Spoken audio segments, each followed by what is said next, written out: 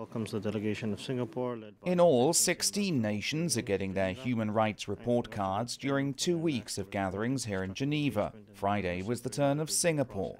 The delegation said the country had balanced increasing human rights protections for women, children, migrant workers and the disabled with maintaining stability as its main priority. Trade-offs between different kinds of rights are inevitable.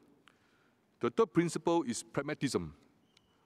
Our focus is on the practical implementation of rights and how to balance them with economic imperatives and social stability. Singapore should also be commended for... Several diplomats at the gathering raised issues concerning the treatment of foreign workers in Singapore and called for steps to improve conditions for migrants. We believe that measures adopted to educate foreign workers in their native languages of their rights and responsibilities and avenues for assistance would further improve their conditions, especially in understanding local legislation, and recommend that these measures be implemented. Singapore views the death penalty as a criminal justice issue. Ambassadors from some countries pressed Singapore to end its use of the death penalty for certain crimes, but the government cites low crime rates as an indicator of the success of capital punishment.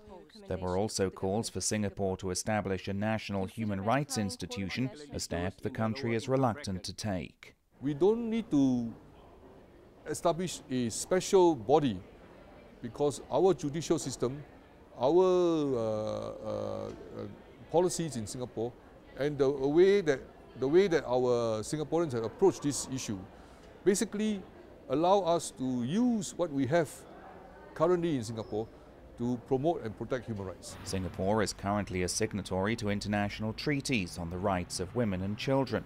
It was pressed at this gathering to sign up to other human rights treaties, something the government says it's considering. This Universal Periodic Review session is part of an ongoing process of assessments by the UN Human Rights Council.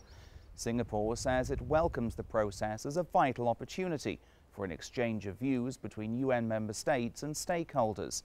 The Council's full report on Singapore's human rights situation will be adopted on Tuesday.